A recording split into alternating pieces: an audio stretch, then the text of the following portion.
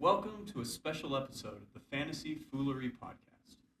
I'm Matt Plugi, and I stole hosting duties from Anthony, much like he stole Brock Bowers from Michael in the draft. We're a couple people short today, as Ben is turning 31, and Kenny doesn't yet live in Albuquerque, so I'm joined just by the person that I replaced, Anthony Cook. Anthony, does age even matter? Ben's turning 31. Does age even matter once you hit 30? No, man, you lose track of time. You don't know anything. It's just full of diapers and just different life. And he's getting a third child, so he'll know there's no more hope. Just all death. All your friends, you don't have any more friends having weddings or just all having funerals at this point. Just all over. Yeah. We have a fun announcement today, as well as the first part of a new segment called Soft Knocks. So let's hit the announcement first. Spoiler alert, it's another fantasy league. Anthony is a glutton for punishment, and his wife has not deleted his sleeper account yet. Anthony, what makes this league different than any of the others? Sleeper is the one password she doesn't know. That's the only one she doesn't. Everything else connected. Sleeper, that's the one thing she can't get her hands on. So yes, I love losing in fantasy and getting frustrated.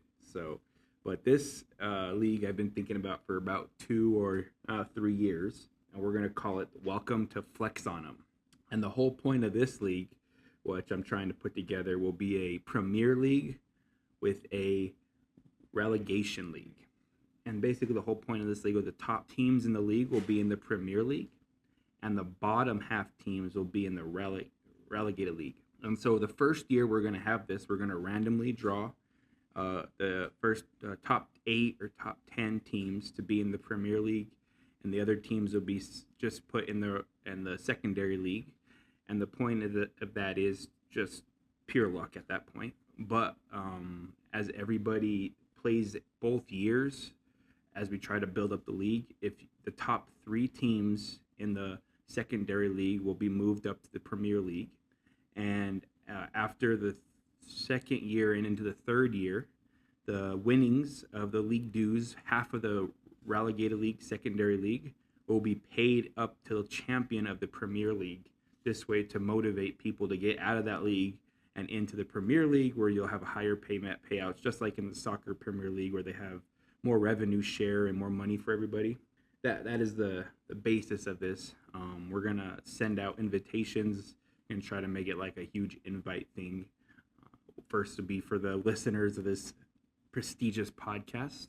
5 of you guys. 5. We Love can't you even guys. get the full league to listen to this podcast. All the work we put into this.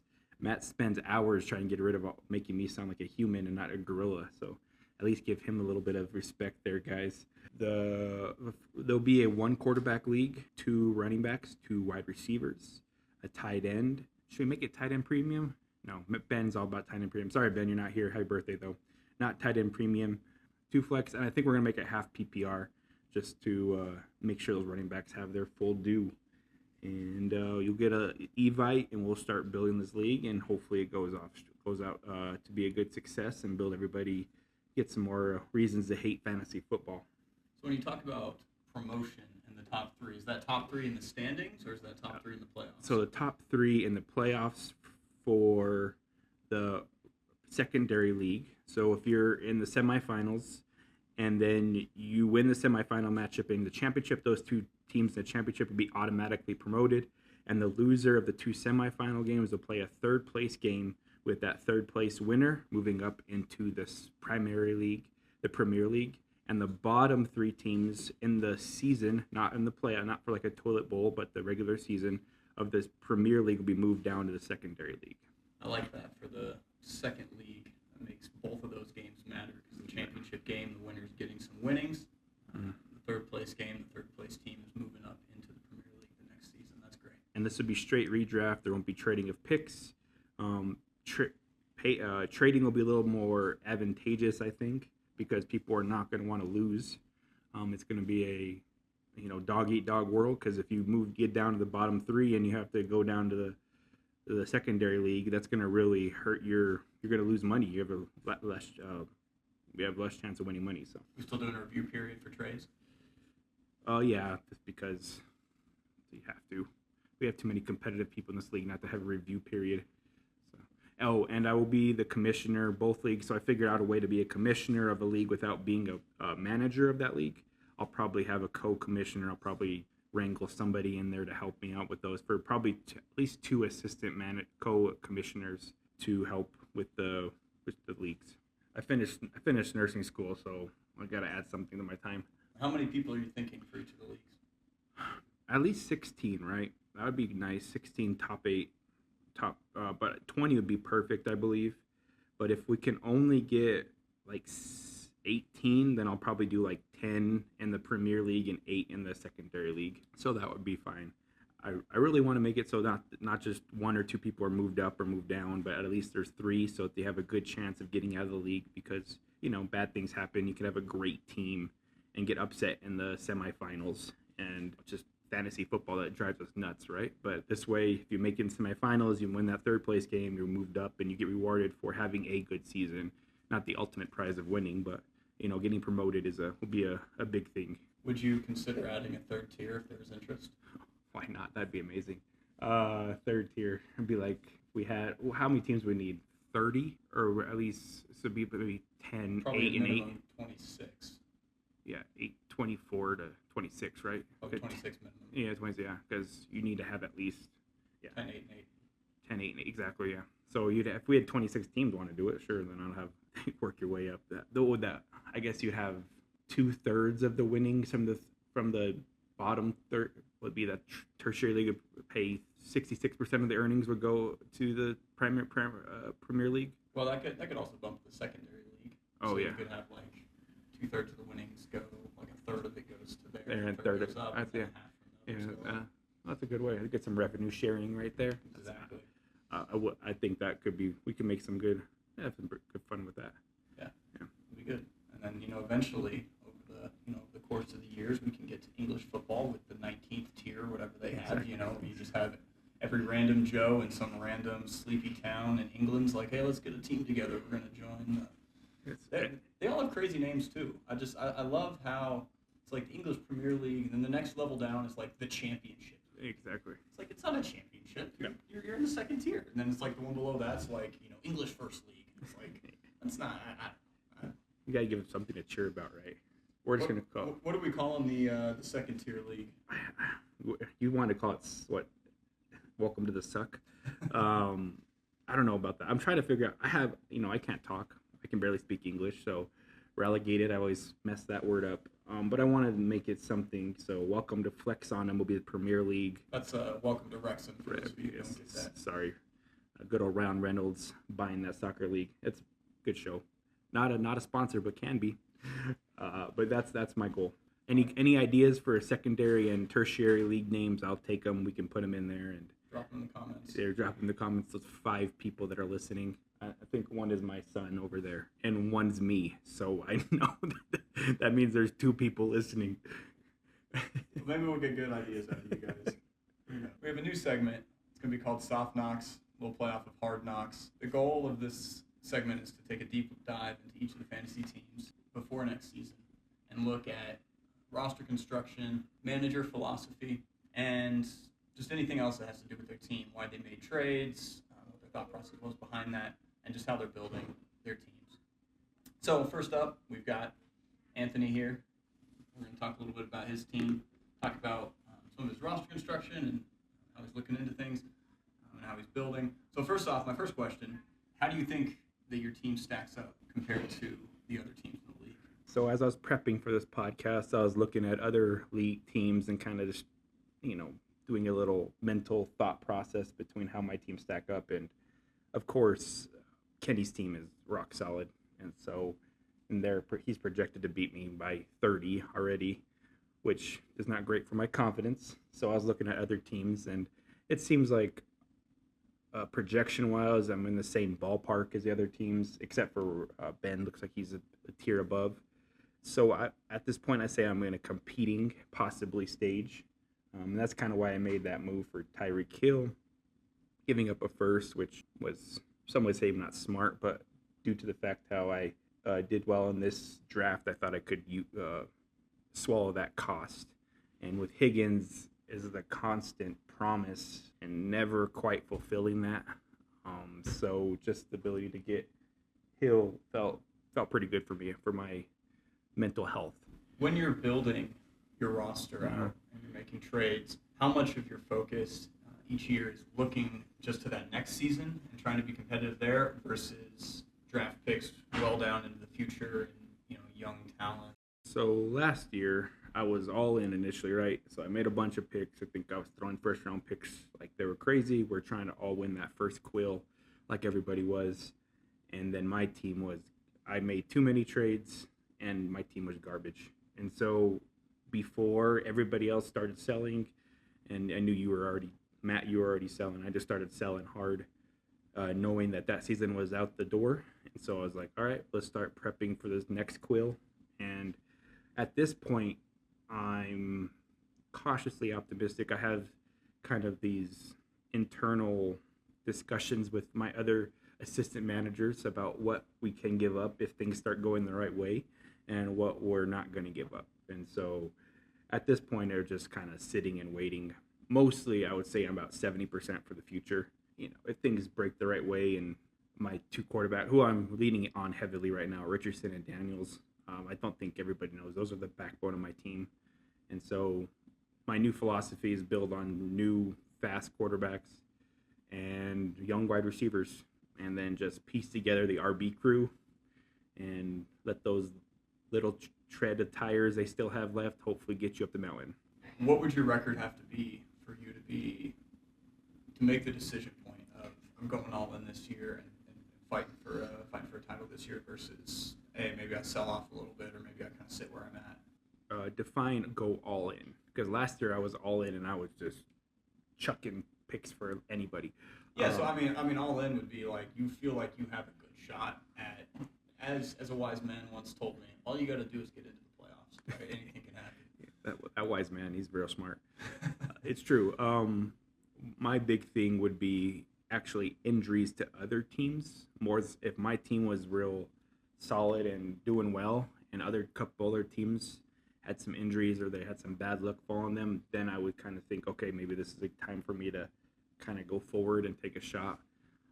Even so, I don't think I'm too much in the buying stage. I like my team where it's at. I got some mix of veterans and young guys. I'm going to rely heavily on London and Neighbors. Unproven, right? I mean, we all love London. I love London, but he's just not quite there yet. He hasn't shown it. We said second round draft pick in best ball, which is crazy to me. Marvin Harrison is too.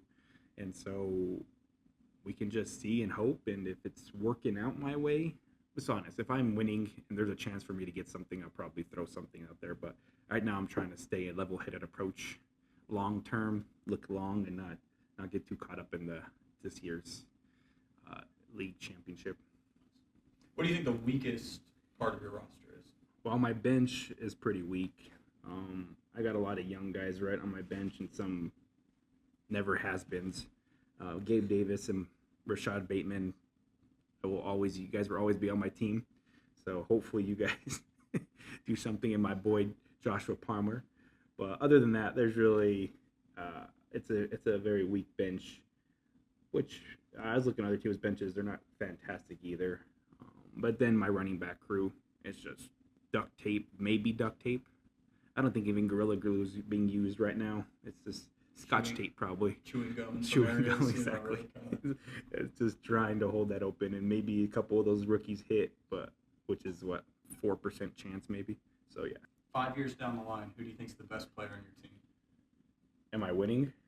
If I'm winning, my best players are Richardson and Daniels. Who do you think's better? Richardson's shown it more. Only 4 games, so we'll go with Richardson. But I think Daniels has a really, really good shot of being like a Randall Cunningham type guy.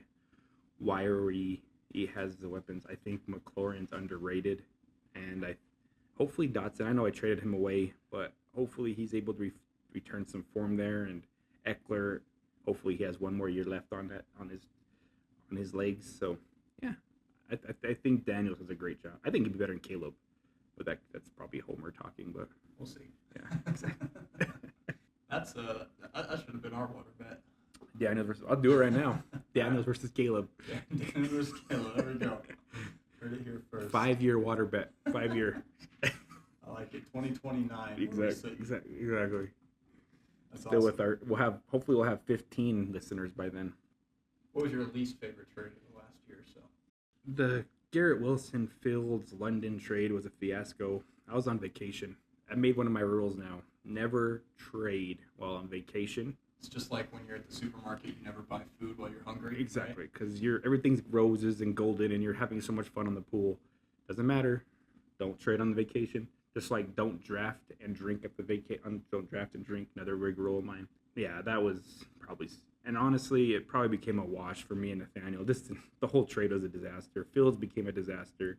I actually feel bad for Nathaniel because he then traded back for Fields right from me, and then. He went to Pittsburgh, and I honestly think Fields can still be a good quarterback. So it was just that whole trade was horrible. So last year, the Quill was super fun, but I got caught up in it. I think everybody got caught up in it, and it just turned into like massive trades that just did not work. I do like getting Hill, and I like turning Moore into Evans. Those are two of my trades that I liked. Moore's a little younger, but I got a second with Evans, and Moore just I don't know what to think about that Bears offense with Keenan Allen, Moore, and Adunze, and then you add in Herbert and Swift. That's a lot of mouths to feed. And he's a rookie quarterback. He's going to be good, but Caleb, he's still a rookie, right? And so that I kind of like getting into Evans, a little bit of that. Yeah, the Bears offense is going to be interesting, at least until I don't think Moore is long for Chicago. You don't think he's going to be there? No. Long. Do you think Adunze is going to get the JSN treatment, or do you think he's better than JSN? Yeah. I think he's gonna. I don't think he's gonna be amazing this year. I think he's gonna be fine. But again, he's the third option. I think there's a chance that Odunze is their number one wide receiver in 2 years. Oh yeah, I think that's at least yeah. So I think Odunze could be the most well-rounded receiver they have. DJ can go explode, right?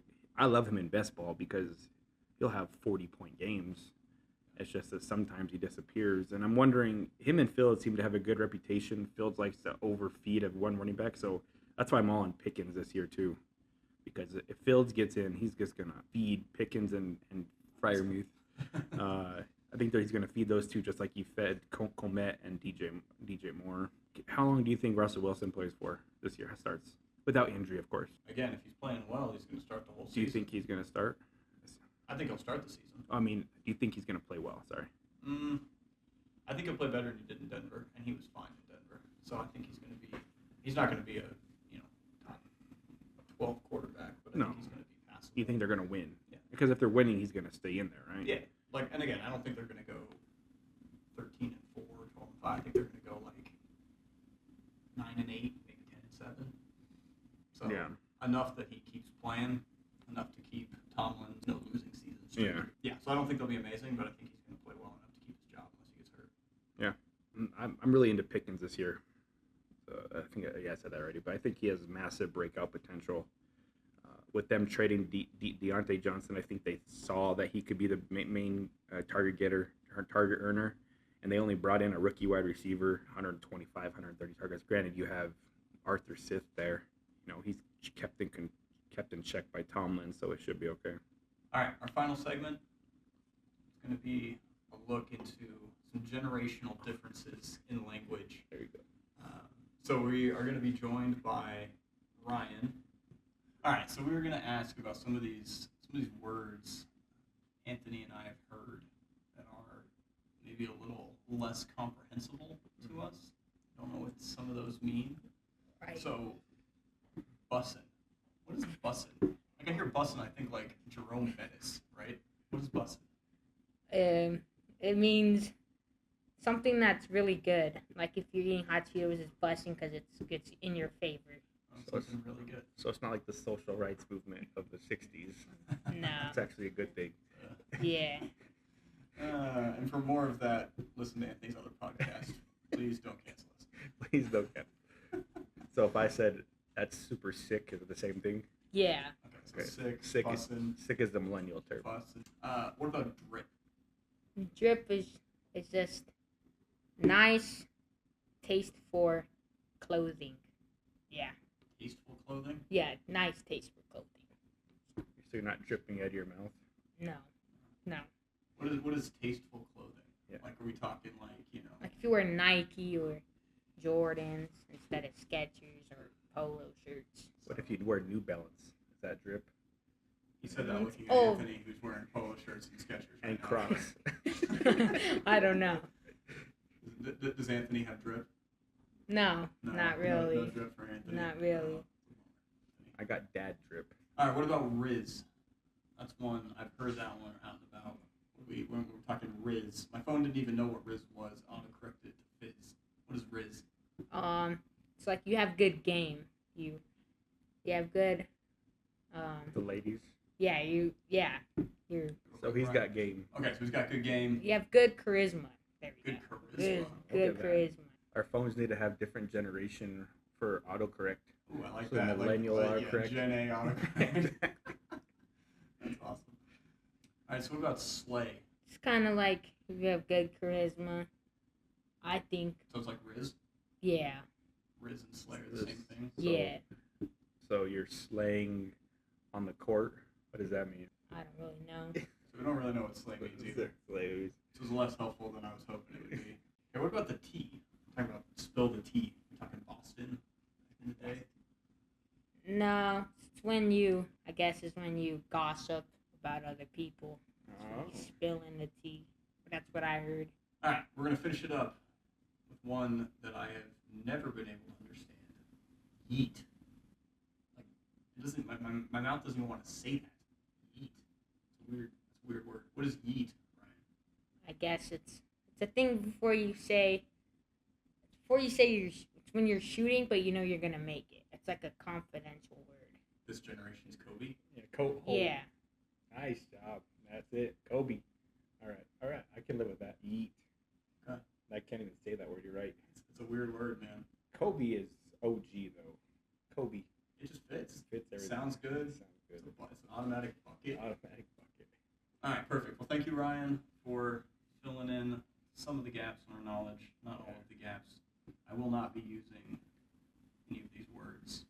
Yeah. I got good riz with Natalie. Do you think I should tell her that? Ooh, is that? I guess. I don't know. All right. Well, thank you, sir, for lending your hand and your expertise. We'll ask you again in the future Yeah. when we don't know anything. All right, to close things out, Anthony, which team are you most excited to watch? NFL team are you most excited to watch this year? For the first 4 weeks of the season, I'm going to be excited to watch Miami because I have a lot of stock in that team in different angles. So whether it's Waddle or Hill or Mostert or Achane, the only person I don't have right now is Jalen White. I'm just going to be rooting for everybody because at some level or another, it's going to help one of my teams succeed. You also don't have Jatavian Sanders. I don't have Jatavian Sanders. You're right about that. You're right. I even have a little Odell. All right. So if watch the first 4 weeks and then nobody scores a touchdown and it goes to like Jalen White and Jatavian Sanders and I'm just mad. Okay, last 4 weeks of the season, which team are you excited to watch? I really want to see how Washington's doing. I think the first 4 weeks is probably gonna be a lot of running for Jalen Daniels, and I really, really hope McLaurin and Daniels have a good rapport, and that those last 4 games you can see it, because my hope in the Cowboys is very, very low today, and probably in the last 4 weeks is probably gonna be even lower. So just jumping on that fantasy football bandwagon, and we'll just root for Neighbors on the Giants, Daniels on the Washington Redskins, and even Goddard on the Eagles, and Lord help us all. Well, I'm looking forward to seeing how your team does this year. We'll see if you end up going all in for this season, or Wiping my tears away. selling out again. There's a thing for all of you guys that are listening. Wait 5 weeks and then see if Anthony will part with any of his assets. Yeah, Fire I'm sale. open for business. So we'll look forward to seeing how your team does this year, and we will see you guys next time on a regular episode of the Fantasy Foolery podcast. Everyone stay foolish.